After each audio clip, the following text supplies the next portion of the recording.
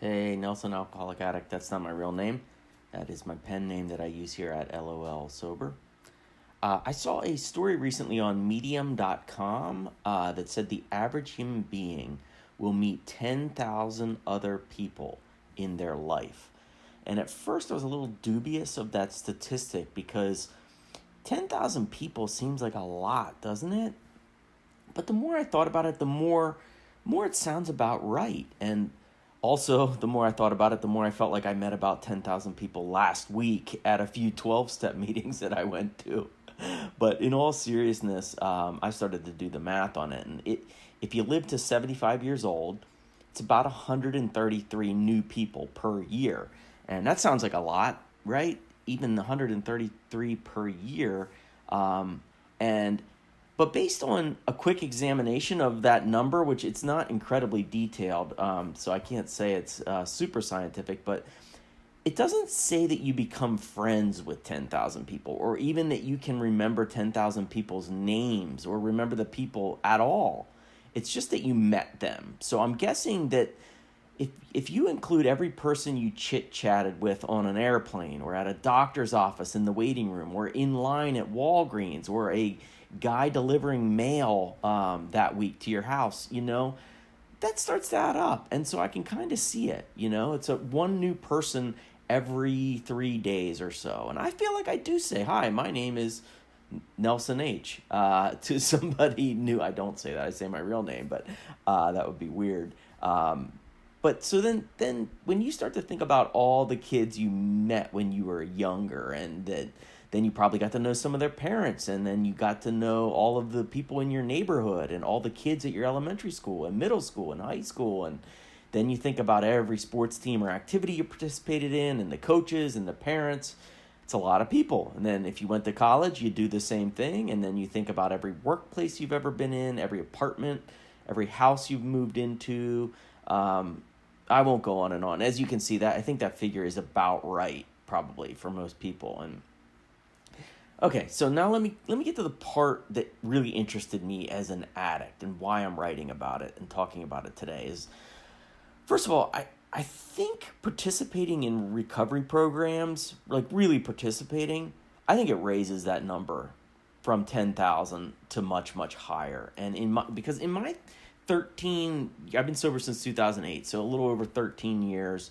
I think I've probably gone to about 4 meetings a week, and that puts me at roughly 2,800, 2,900, 3,000, something like that, total meetings. And that's a lot of sober people that I've at least been introduced to, or introduced myself to. And then within that, because it is such a deep and powerful program of people really chasing a difficult goal and putting themselves out there, I think it raises the number of people within that 10,000 that you meet on a different level, on a very intimate level.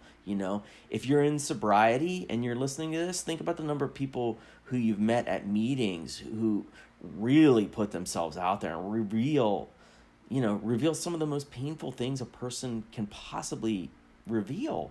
And then you compare that now, then that's that part of your life, right? If you're in sobriety, then there's like just your everyday life, and then compare the number of people who you met who cried at a meeting and said something really painful and put it out there and asked for help.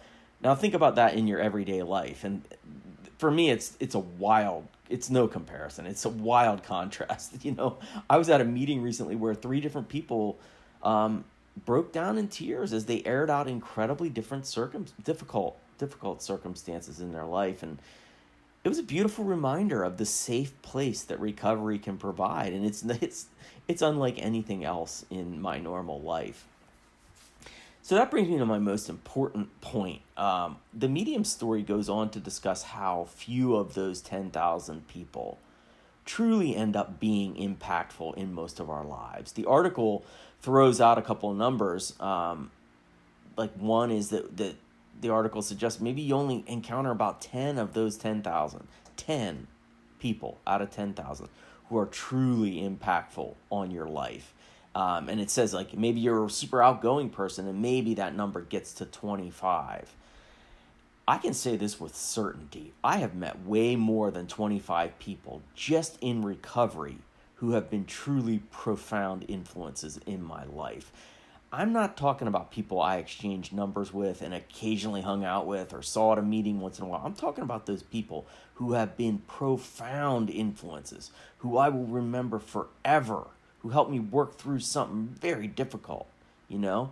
I won't throw their names out there, obviously, but I can rattle them off in my head one after another.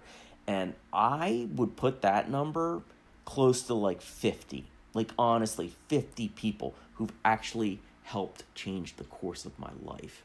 That means they helped me, which means that in turn helped my wife and my kids, which in turn helped their kids down the road.